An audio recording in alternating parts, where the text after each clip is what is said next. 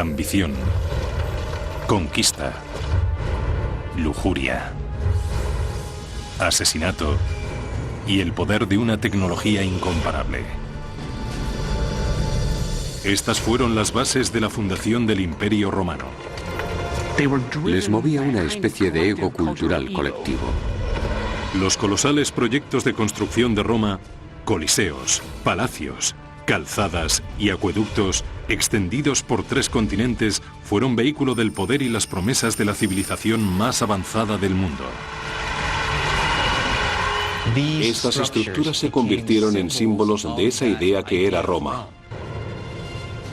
Pero aunque los romanos dominaran el paisaje con sus enormes proezas arquitectónicas, a la larga se verían impotentes para evitar su propia autodestrucción.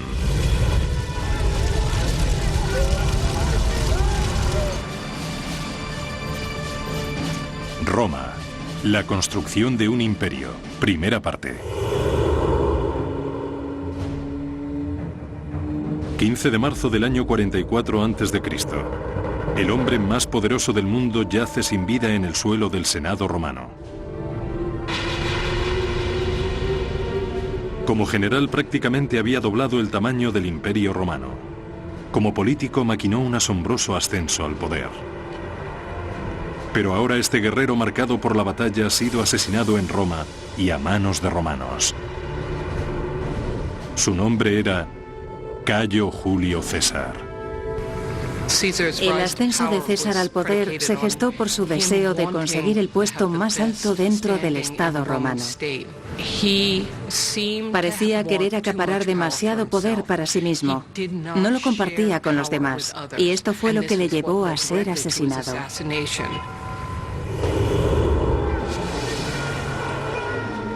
Unas décadas antes, el César general joven y ambicioso había reconocido que el camino hacia la gloria en Roma comenzaba en los campos de batalla, muy lejos de ella. Su afán por la conquista militar daría lugar a la construcción de una de las proezas de ingeniería más intimidantes de Roma.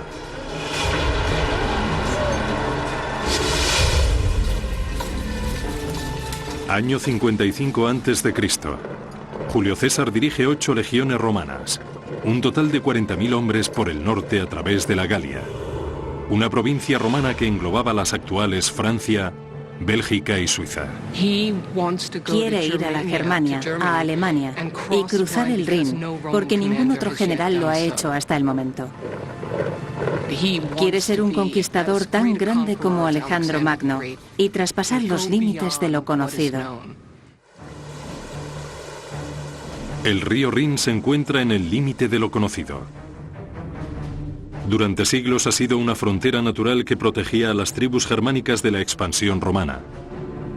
Ningún ejército había podido cruzarlo con las fuerzas necesarias como para realizar una conquista. Pero César no era como los demás guerreros.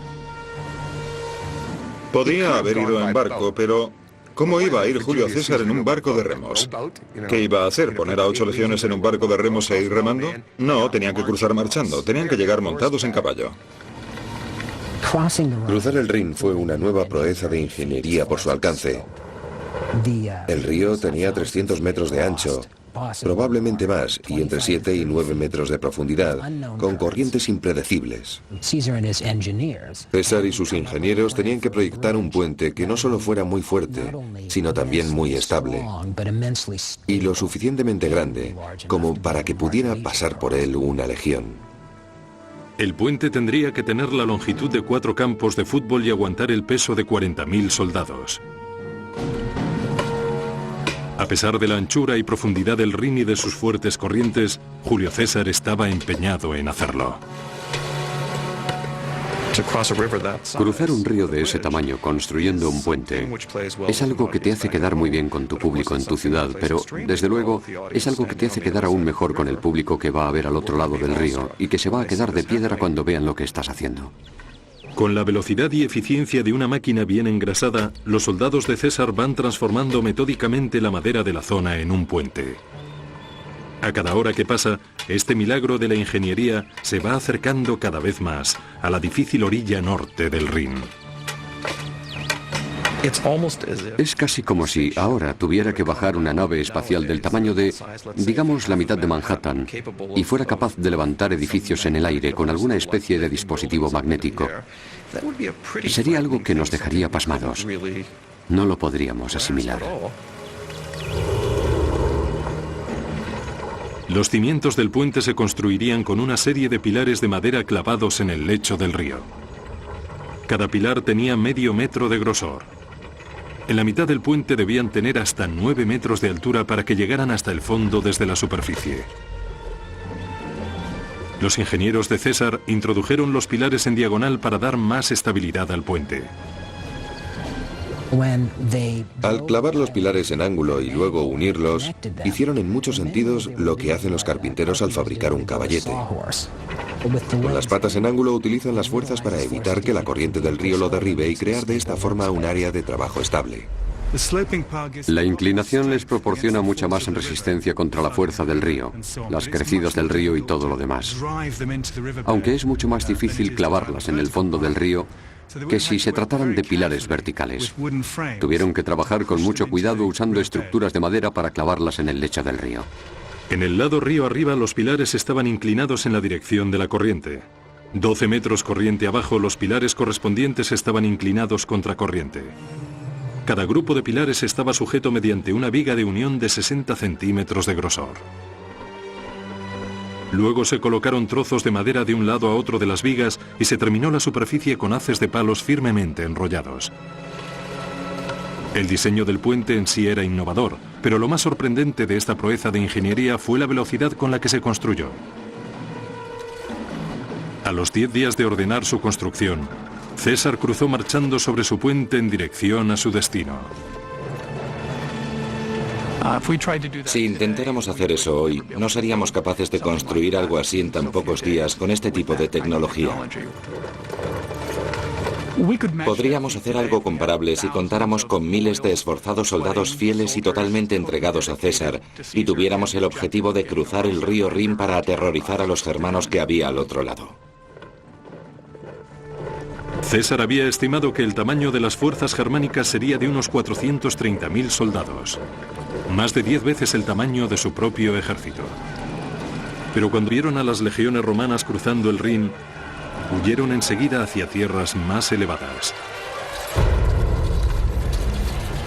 Durante los siguientes 18 días, César exploró libremente el territorio al norte del Rin sin encontrar ninguna resistencia. Después volvió a cruzar el puente y lo desmanteló tras haber conseguido claramente su objetivo. Es algo simbólico. Que Roma pueda llegar a cualquier parte, que no hay nada que frene a Roma. Y aún hay más. Que Julio César pueda ir a cualquier parte. El puente de César fue una de las primeras señales de su gran ambición. Una década después, esa ambición le impulsaría hasta una posición de poder sin precedentes, aunque también sería la causa de su perdición. Cuando fue declarado primer dictador de por vida a la edad de 55 años, en 44 a.C., ya se empezaba a hablar sobre su asesinato en secreto por los pasillos del Senado romano.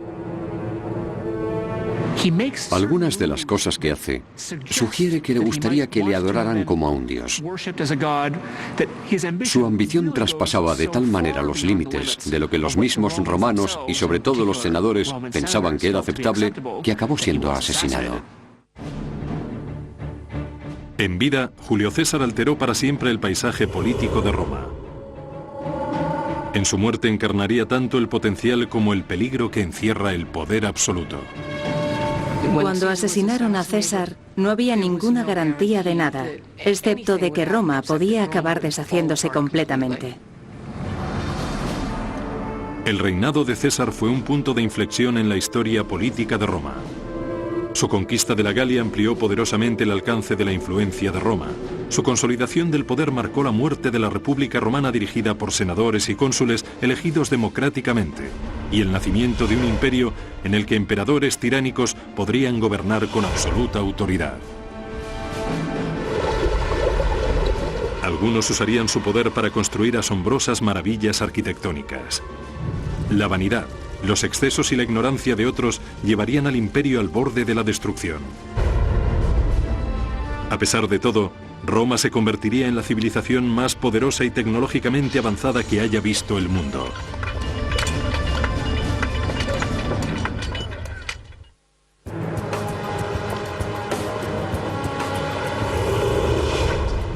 Actualmente Roma es una ciudad del siglo XXI donde lo antiguo se enfrenta a lo moderno.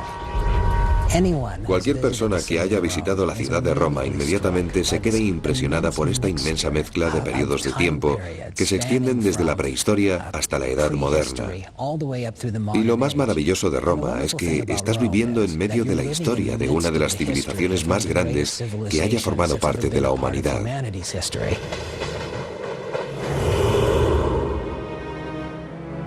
La leyenda romana dice que la ciudad fue fundada en el año 753 a.C. por Rómulo y Remo, dos hermanos que fueron abandonados de niños y criados por una loba.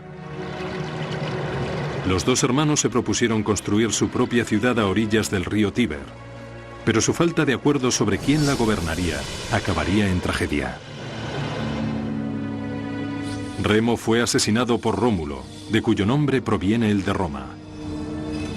No sería la última vez en que llegaría un nuevo gobernador al poder derramando sangre.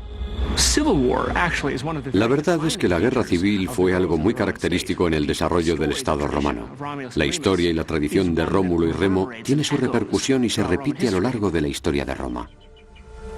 En un principio, Roma era uno de los innumerables pequeños reinos que buscaban el poder en Italia central. Pero a diferencia de muchos de sus vecinos que recelaban de forasteros, Roma era un refugio seguro para los extranjeros ambiciosos.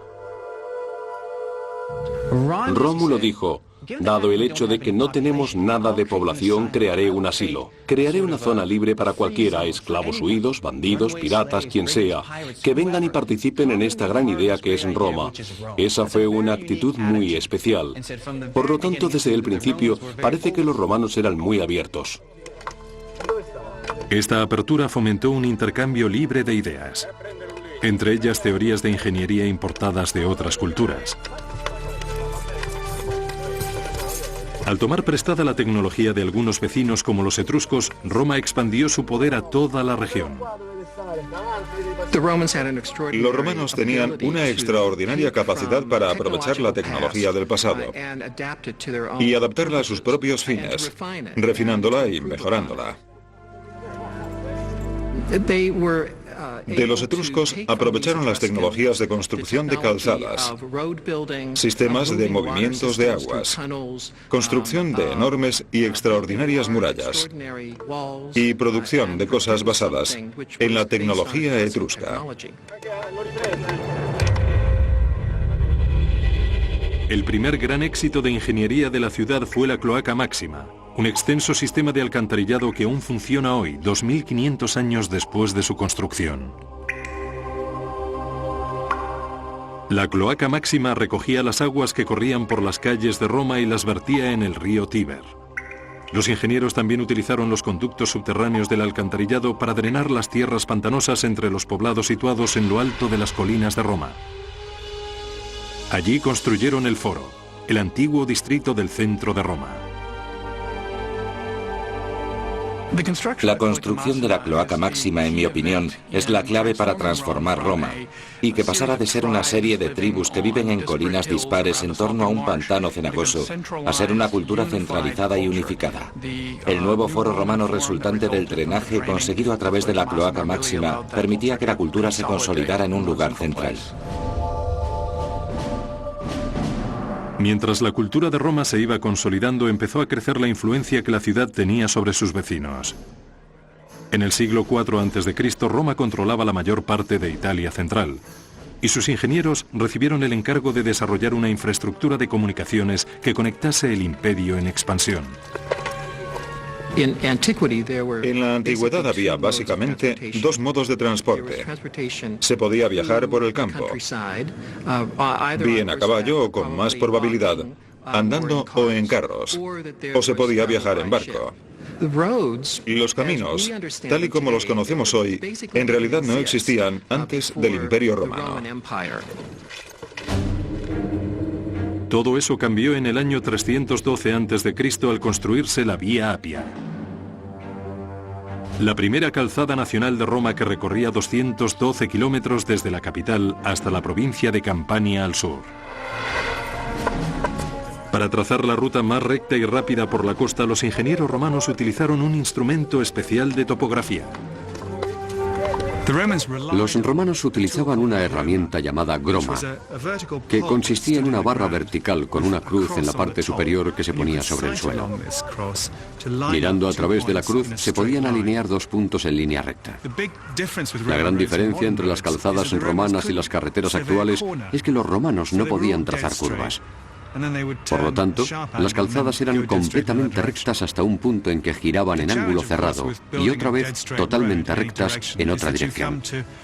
La dificultad, por supuesto, de construir calzadas tan rectas en cualquier dirección es que se encontraban con colinas y valles por los que había que cruzar. Pero cuando se encontraban con esta situación, atravesaban la montaña para poder seguir llevando la calzada en línea recta. Una vez se conseguía despejar la ruta ideal, se cavaba una zanja ancha y se rellenaba con tierra y cantos rodados para crear una base sólida. Después se cubría con una capa de grava compactada con arcilla o mortero. La superficie superior se componía de una capa de gruesos adoquines inclinados que permitían que el agua escurriera hacia los lados. Las calzadas resultarían tremendamente amenazantes. Cuando vieras las calzadas te preguntarías, ¿cuánto tiempo tardarán 10.000 soldados en llegar hasta mi casa? Creo que me lo voy a pensar dos veces antes de hacer ninguna tontería contra Roma. En el momento del asesinato de Julio César en el año 44 a.C., Roma controlaba la mayor parte de Europa occidental y África del norte. Había derrotado a Cartago un siglo antes, lo que la convertía en la única superpotencia del mundo mediterráneo.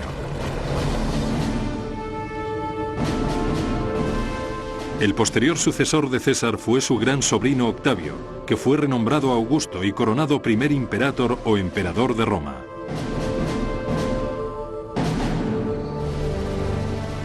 Con Augusto, la red de calzada romana se expandió hasta alcanzar los rincones más remotos del imperio. Una vez pavimentadas las calzadas, era el momento de crear nuevos destinos. En la época de Augusto empezaron a surgir por todas partes ciudades al estilo romano dotadas de un foro, un teatro, un anfiteatro, una basílica y todas las demás grandes características de la ciudad de Roma. Para los habitantes de las provincias recién conquistadas, las nuevas ciudades suponían un fuerte respaldo al estilo de vida romano. A estas nuevas ciudades, centros urbanos que eran símbolos de la civilización, de un nivel de vida más alto, donde había trabajos increíbles y dinero, acudían multitudes de personas al igual que hoy en busca de trabajo. Y con el tiempo, la gente de estas naciones conquistadas harían suyas estas ideas romanas. Creo que la ciudad romana en sí fue el instrumento más importante que tenían los romanos para fomentar la imagen de Roma. Y todas esas ciudades aún perviven. Londres, Bonn, París, son todas testimonio de la expansión de la cultura de Roma. Los ingenieros de Roma tenían un arma secreta que les permitía construir cosas más grandes, más fuertes y en menos tiempo que nadie. Un hormigón impermeable mezclado con una arena volcánica que se llamaba pozzolana. Al principio, el hormigón no era más que una simple cal, una mezcla de agua que, aunque se asentaba, no era muy fuerte. Y de hecho las partículas del primer hormigón se descomponían fácilmente. Pero en el hormigón romano, la arena pozzolana reaccionaba con la cal, resultando un hormigón muy parecido al hormigón actual, mucho más fuerte. Se dieron cuenta bastante pronto de que utilizando esta sustancia podían construir literalmente debajo del agua. Un invento extraordinario que les permitiría crear pilares enormes que podían resistir dentro del agua, revolucionando así las comunicaciones. Ahora, se podían construir puentes permanentes en lugar de puentes de madera. Durante la era de Augusto, este hormigón solidificó el dominio asfixiante de Roma sobre Europa occidental y sus constructores cambiaron el paisaje con monolitos enormes fabricados por el hombre. Uno en concreto revolucionaría la vida cotidiana en Roma durante los siglos venideros.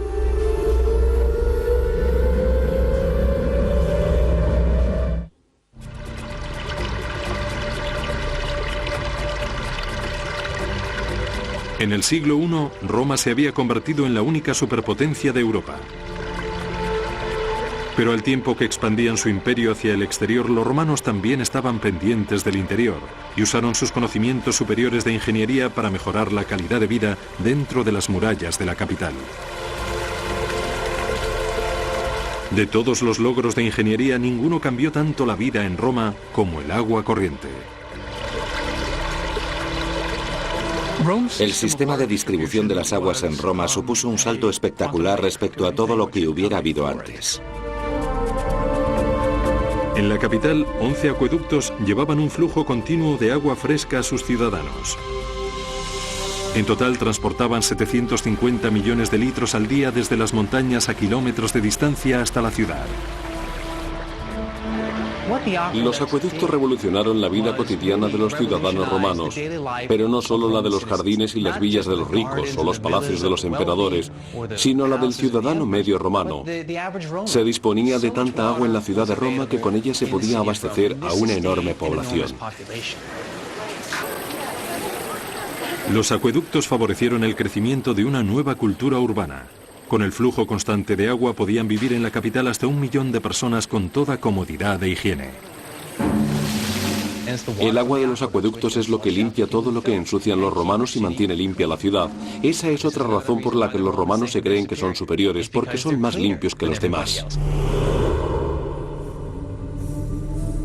Ningún emperador puede atribuirse el mérito por sí solo del éxito de los acueductos. Fueron construidos a lo largo de varios siglos. Pero sería el desfigurado y tartamudo emperador Claudio quien se podría decir que tuvo mayor influencia en la planificación del suministro de agua de Roma. Antes de llegar al poder, Claudio había sido el hazmerreír de la familia al que consideraban un inválido y procuraban evitar su aparición en público. Claudio era tartamudo. También se dice que tenía un poco de cojera y que no oía bien. Así que la verdad es que no sabían muy bien qué hacer con Claudio. A pesar de sus defectos, Claudio fue lo suficientemente astuto para hacerse con el poder cuando se le presentó una insólita oportunidad.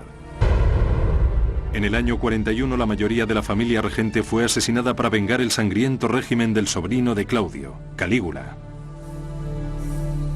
Pero a Claudio le respetaron la vida tras encontrarle escondido tras una cortina. Con su vida pendiente de un hilo se las arregló para sobornar a la guardia pretoriana de Roma y que le proclamaran emperador a él. Este soborno tan oportuno cambiaría el curso de la historia de Roma.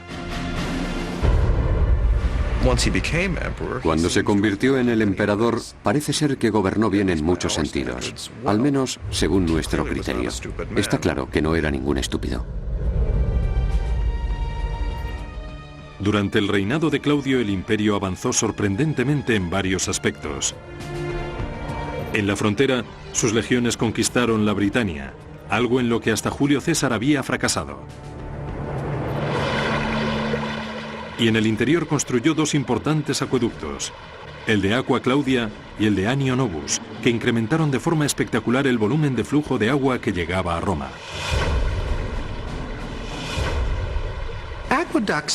Los acueductos en teoría no son tan complicados. Es decir, que el agua va buscando los niveles inferiores y que por lo tanto puedes conducir el agua por una pendiente desde cualquier zona hasta otra zona. Esa es una premisa bastante sencilla que cualquiera podría saberla. Pero en la práctica, construir un acueducto es ya otra cosa. Los romanos planificaron sus acueductos para que se acercaran a la ciudad en un ángulo o pendiente que fuera descendiendo gradualmente. La pendiente bajaba unos cuantos centímetros cada 100 metros. La inclinación del acueducto tenía que calcularse desde grandes distancias, 40, 50 o incluso más de 60 kilómetros, desde los manantiales de las montañas hasta las ciudades. Y eso tenía que mantenerse. No se podían desviar de ello con independencia de la naturaleza del terreno del que se tratase. Para mantener el ángulo preciso de la corriente de agua a través de las grandes montañas, los ingenieros romanos crearon unos túneles con la inclinación exacta. Cuando los conductos llegaban a los valles, se elevaban por medio de muros de piedra. Si era necesario crear muros de más de 2 metros de altura, los romanos ahorraban material de construcción y, conservando su resistencia, perfeccionaron un concepto arquitectónico de la antigüedad: el arco. El arco revolucionó la arquitectura en el mundo antiguo, permitiendo distancias mucho mayores de las que nunca habían sido posibles. Los arcos cambiaron totalmente la concepción espacial de la arquitectura romana. Los arcos se construían sobre una estructura de madera temporal que sostenía cada piedra en su lugar hasta que se colocaba la dovela o piedra angular en el centro. La dovela distribuía el peso por igual a cada lado del arco, lo que permitía colocar otras piedras encima de ella. Los arcos suponen un progreso respecto a la construcción del muro macizo en muchos sentidos, tanto en términos de eficiencia como en términos de solidez. El arco, por supuesto, requiere mucho menos material en su construcción, pero es muy resistente para soportar elementos como los tejados o los acueductos o cualquier cosa que quieras poner encima de él. Una columna de arcos de 10 kilómetros transportaba el Aqua Claudia cruzando los valles en dirección a Roma. Los acueductos tendrían un tejado cubierto, pero por supuesto, si se pudiera quitar ese tejado, se vería el agua circulando como en un río, en dirección a la ciudad. Una vez llegaba el agua a la ciudad, los acueductos la vaciaban en 3 depósitos distintos. Uno destinado a las fuentes públicas de agua potable, un segundo con destino a los baños públicos y un tercero reservado para el emperador y otros romanos acaudalados que pagaban por tener su propia agua corriente, un concepto muy adelantado en su tiempo. En el siglo I o II, prácticamente todos los hogares de cualquier clase disponían de agua corriente. Esto es sorprendente, porque, por ejemplo, durante toda la Edad Media no pudieron disponer de ella. Con la construcción del Aqua Claudia y del Anio Novus, el emperador Claudio había revitalizado el sistema de distribución de las aguas de Roma. Su mandato público fue un éxito, pero las decisiones que tomó en su vida privada le acabarían llevando a su perdición. La historia cuenta que Claudio perdía la cabeza con las mujeres, que se enamoraba perdidamente y en exceso de sus esposas y se comportaba como un hombre servil ante ellas. Claudio causó una profunda conmoción en todo el imperio cuando decidió casarse con su propia sobrina, Agripina, la intrigante hermana de Calígula. Agripina provenía de un linaje de mujeres ambiciosas, populares y poderosas. Era en cierto modo como la Cleopatra de su época. Era decidida, era orgullosa y era ambiciosa. Era terriblemente ambiciosa. Después de haber estado rodeada de emperadores durante toda su vida, Agripina deseaba saborear el poder ella misma. Y utilizó todos sus encantos físicos y políticos para conseguirlo. Y una vez más, el ya envejecido Claudio cayó en sus redes. Utilizó a su único hijo como medio para perpetuarse en el poder.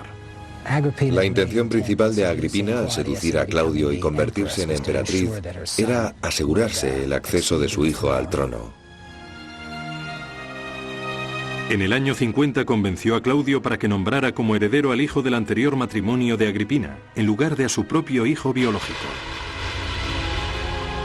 4 años después, el emperador Claudio moriría envenenado por una seta y por la ambición de su mujer. De la noche a la mañana, Agripina había pasado de ser la mujer de un emperador a la madre de otro. Su nombre era Nerón, un tirano en ciernes de 16 años cuyas maquinaciones acabarían en desastres.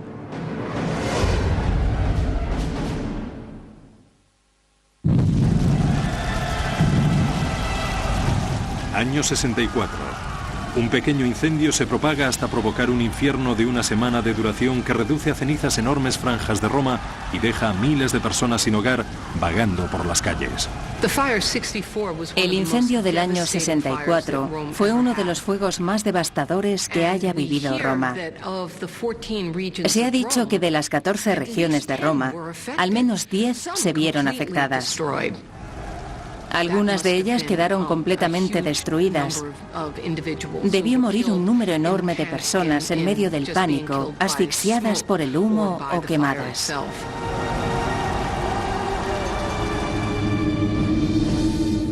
Como principal sospechoso de la lista de posibles responsables se encuentra el mismo emperador Nerón, al que supuestamente se vio tocando la lira en lo alto de una torre cercana mientras el fuego se propagaba.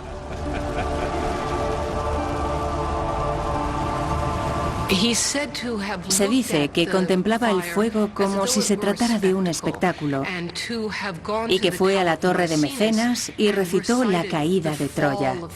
Lo que nos cuenta la tradición es que Nerón estaba tocando música mientras ardía Roma. Sus actos tras el incendio fueron igual de incriminatorios. Nerón confiscó una tercera parte de la ciudad arrasada por el fuego para pasarla a su propiedad privada. Con el terreno se dispuso a construir el monumento a la autocomplacencia más extravagante del imperio, un palacio que cubría unas 80 hectáreas del centro de Roma.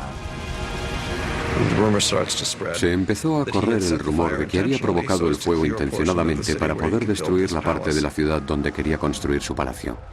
Nerón responsabilizó del incendio a un nuevo grupo de culto religioso a los que llamaban cristianos y mandó atar y quemar a cientos de ellos en las calles de Roma.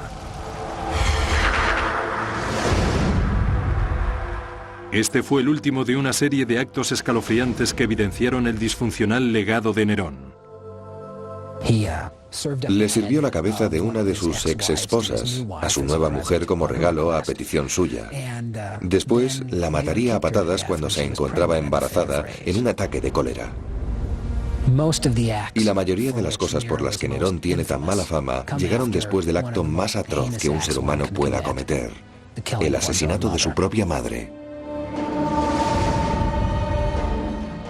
Agripina, que había organizado el ascenso al poder de Nerón matando a su marido Claudio, fue la mujer más déspota de la antigüedad.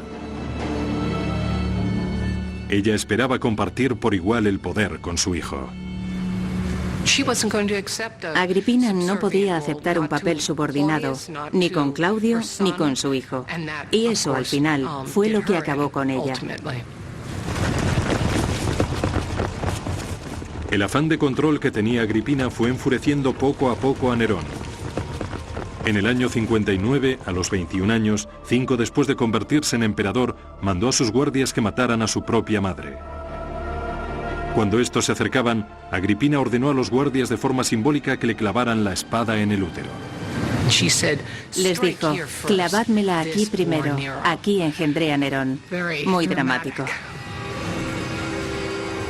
Nerón se quedó atormentado durante el resto de su vida con las visiones del fantasma de su madre, que le empujaron aún más hacia la locura. Nerón, con el tiempo, va sintiéndose cada vez más solo y al mismo tiempo, por la misma razón, también cada vez más paranoide y cada vez más cruel. Fue en medio de estos delirios cada vez más profundos cuando Nerón empezó a construir el palacio del placer más suntuoso del imperio, en tierras públicas y con dinero público.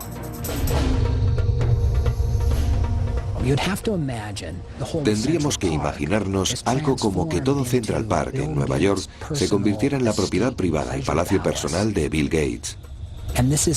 Era una zona en el corazón de la ciudad donde tenían sus casas las personas, algunas de ellas ricas, que pertenecían a la ciudad. Fue algo escandaloso. Nerón exprimió a las provincias hasta dejarlas secas para conseguir los fondos necesarios. Incluso en Roma exigió dinero a los ricos. Tenían que legarle sus propiedades y luego los asesinaban. Debió ser una época y un lugar terrible para los que les tocó vivirlo. El hogar dorado de Nerón se construyó probablemente con el sufrimiento y el sudor de la mano de obra esclava. En la antigua Roma la esclavitud era una práctica común y aceptable. 1 de cada 3 personas que vivían en la ciudad eran esclavas. Los logros de Roma serían impensables sin la mano de obra esclava. La mano de obra esclava era, en parte, lo que generaba los beneficios necesarios para mantener y expandir el imperio. No hay duda de que la mano de obra esclava fue también muy importante para la construcción de estos grandes proyectos que de verdad definieron la esencia de la Roma imperial. El nuevo palacio de Nerón reflejaría su concepto divino de sí mismo. Estaba diseñado como si fuera una gran villa junto al mar, pero en el corazón de la ciudad. Viñedos, jardines y pastos para animales salvajes cubrirían lo que una vez habían sido cruces de caminos en el centro de Roma. En medio del recinto se construiría un lago y un pabellón con pasadizos cubiertos de más de 1,5 kilómetros de longitud. Una de las alas de ese pabellón de 150 habitaciones aún sigue en pie actualmente enterrada bajo la Roma moderna. Su interior hundido nos muestra la maestría de los romanos en otra de sus innovaciones. El techo abovedado. Una bóveda no es ni más ni menos que un arco que ha sido ampliado a lo largo de su eje. Cuando ya has construido una vez esa estructura y tienes un arco, mueves la estructura y repites la operación, y así tienes una amplia bóveda, una forma muy eficiente de construcción de los romanos. Cuando se terminó el Domus Aurea en solo 4 años, el emperador Nerón exclamó: «Por fin puedo empezar a vivir en una casa digna de un ser humano».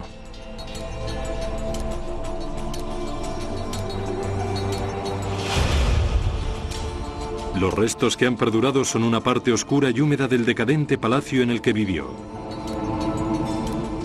Estas cámaras de ladrillo y hormigón estuvieron en su día adornadas con oro y recubiertas con coloridos frescos y piedras preciosas de valor incalculable. En el techo había incrustadas piedras preciosas y semipreciosas. Allí había lapislázuli, cristal de roca, cristal rosa, que habían puesto allí simplemente para captar la luz.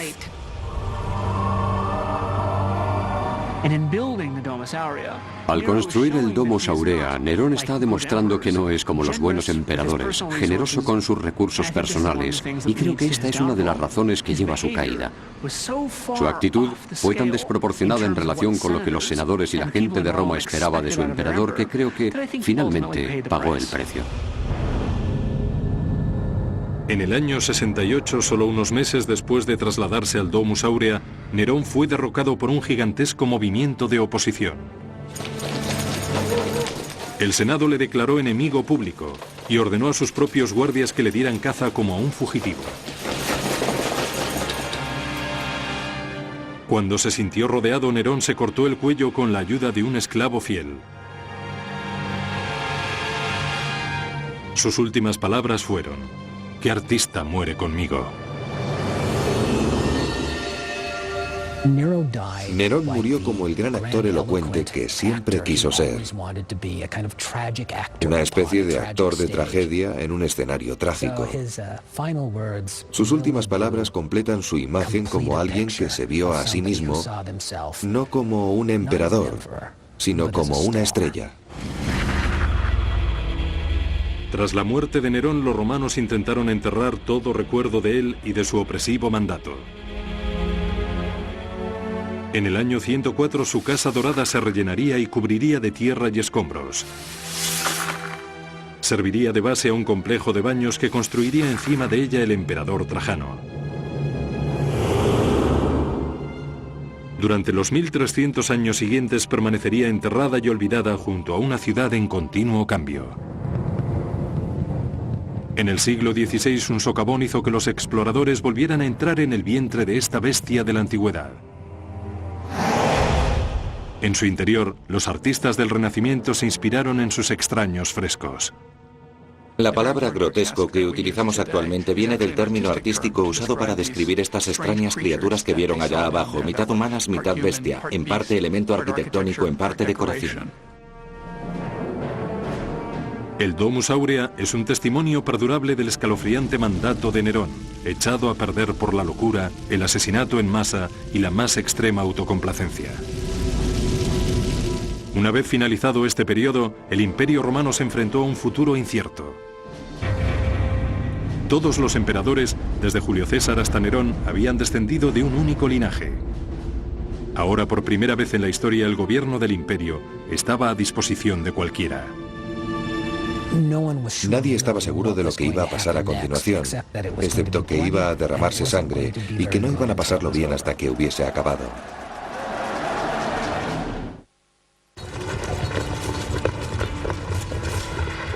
Año 69. El emperador Nerón yace muerto tras haberse quitado él mismo la vida. Por primera vez desde el asesinato de Julio César, Roma se queda sin un heredero al trono.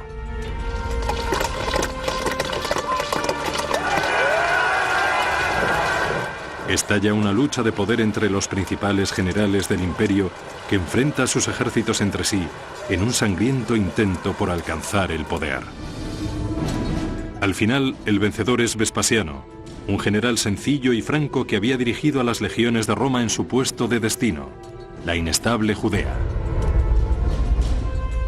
No tiene sangre azul, ni tampoco se parece en nada a su tiránico predecesor.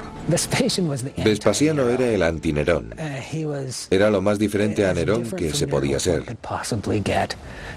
Había ido ascendiendo poco a poco en el escalafón y era un hombre práctico, un poco endurecido, que tenía aversión a la pretenciosidad y además se sentía orgulloso de ello. Vespasiano es la clase de persona que preferiría ver un partido de fútbol a una ópera. A diferencia de Nerón, que explotó los conocimientos de sus ingenieros para sus propios vanidosos proyectos colosales, Vespasiano pondría las grandes mentes arquitectónicas de Roma al servicio del pueblo. Empezaría por vaciar el enorme lago que Nerón había construido en los jardines de su palacio. En su lugar, levantaría la maravilla de ingeniería más famosa de Roma, un lugar en el que se podía canalizar todo el caos que había consumido a la ciudad. Se llamaría el Anfiteatro Flavio, aunque se conoce más por el nombre de Coliseo. Lo que quería decir Vespasiano con esto fue: estoy cogiendo un espacio que era solo para el uso privado de un mal emperador, y ahora estoy transformando ese área en un espacio público que será utilizado para que toda la gente de Roma pueda disfrutarlo.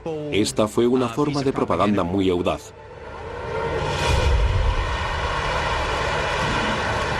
Los gladiadores llevaban siglos derramando sangre para divertir al público, pero la gente de Roma tenía hambre de espectáculos más grandes y atrevidos. El Coliseo proporcionaría a los gladiadores un moderno y permanente escenario de lucha y los juegos alcanzarían un nivel de carnicerías nunca visto en la historia del imperio. Este era el lugar, el escenario más importante. Aquí llegaba la diversión. Todo, desde animales de los rincones más remotos del mundo conocido hasta prisioneros de tierras lejanas, estaban allí a tu alcance para verlos desde tu asiento de palco en el centro de la ciudad. La construcción del Coliseo comenzó en el año 72.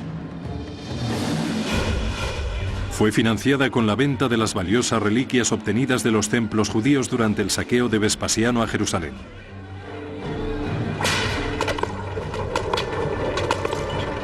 De esa campaña se trajeron a 12.000 prisioneros judíos para construir el anfiteatro.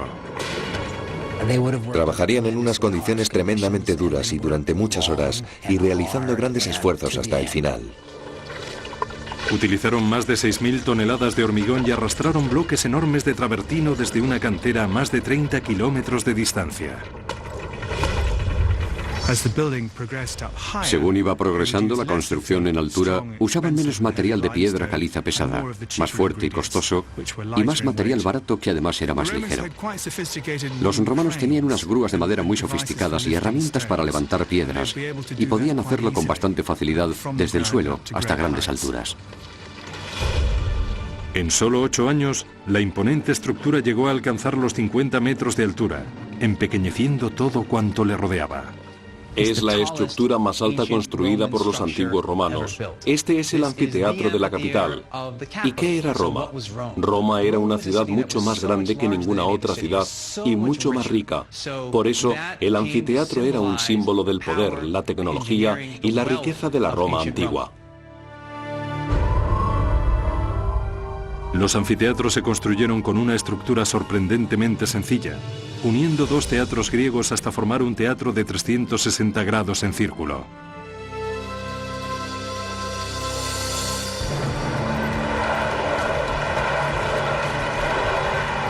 El Coliseo estableció un nuevo estándar en el diseño de anfiteatros romanos. Contenía una compleja red de pasillos y escaleras que permitían la entrada y salida de 70.000 romanos en un tiempo récord.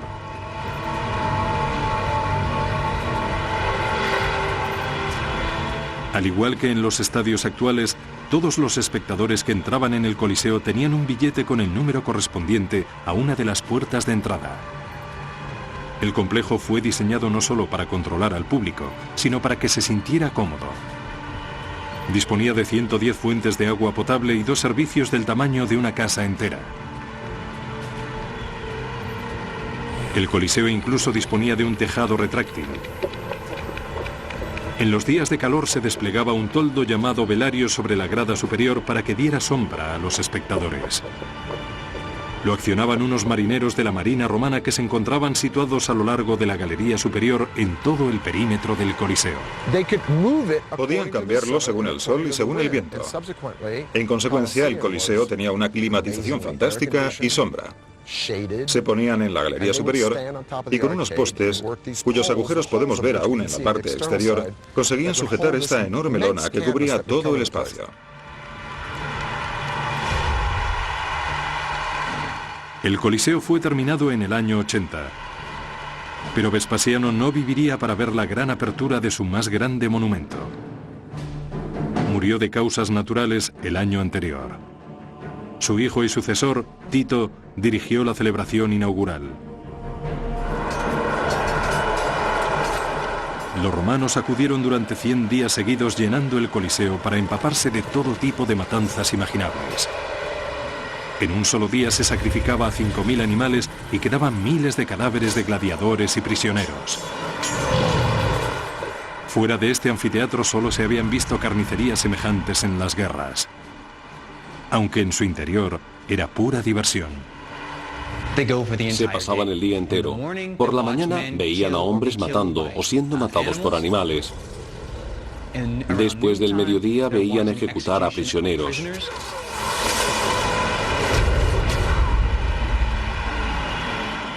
Y finalmente por las tardes el acontecimiento principal, el equivalente a la hora de máxima audiencia de la televisión, dejaban lo mejor para el final, los gladiadores, hombres contra hombres. Las luchas de gladiadores eran la gran atracción del Coliseo, pero no siempre eran el acontecimiento principal. Varios escritores antiguos describen batallas navales recreadas en directo, en el mismo coso, con barcos de guerra y en agua.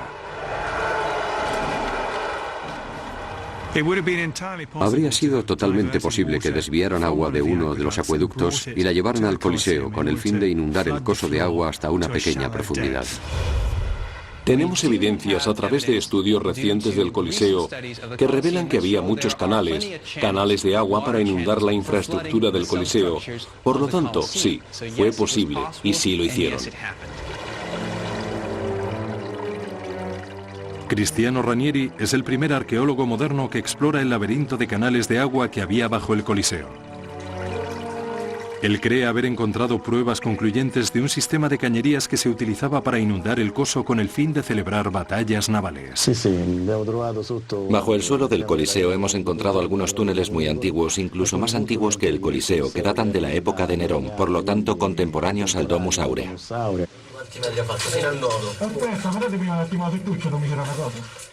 Los canales de agua originales construidos bajo el lago artificial de Nerón habían quedado intactos cuando se construyó el Coliseo justo encima.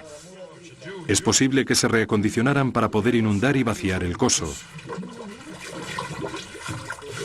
En estas imágenes nunca vistas anteriormente, Cristiano dirige a su equipo de submarinistas por el interior de estos canales antiguos, inundados con agua contaminada por los escombros de hace 2 milenios.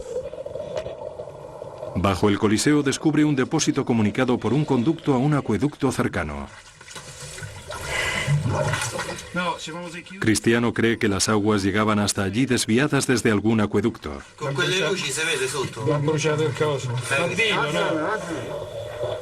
También encuentra indicios de las tuberías de drenaje que estaban conectadas al sistema de alcantarillado de la ciudad y que se utilizarían para vaciar el agua del coso en el río Tíber. Era todo un sistema de cañerías. En algunas ocasiones los túneles se utilizaban para inundar el coso del Coliseo para crear escenas de batallas navales. Las batallas navales del Coliseo fueron un asombroso triunfo de la ingeniería, pero resultaron ser una moda fugaz en el anfiteatro más famoso del mundo. En menos de una década se abandonaron estas inundaciones para acometer una renovación que revolucionaría los Juegos. Una nueva infraestructura bajo el suelo llamada hipogeo. En su interior había un sistema de ascensores y trampillas desde las que podían surgir de repente tigres y gladiadores armados y pillar por sorpresa a sus víctimas. Aunque el verdadero espectáculo se producía aquí en el coso, la espina dorsal, el sistema central y verdadero soporte del Coliseo estaba ahí abajo, en el hipogeo. Allí había fosos de leones, jaulas con animales salvajes a los que azuzaban,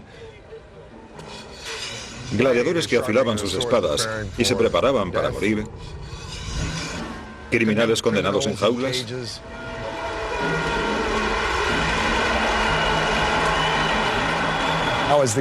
Cuando comenzaban los juegos, se abría una trampilla en el coso y mediante un sistema de poleas, un ascensor ascendía para llevar otro león o una pantera hasta el coso. Al abrirse la trampilla recibíamos un baño de luz y oíamos los gritos de la muchedumbre disfrutando de los juegos. Entonces se volvería a cerrar la trampilla para dejarnos ahí contemplando nuestra propia muerte entre gritos, lamentaciones y el hedor a sangre, bestias y hombres.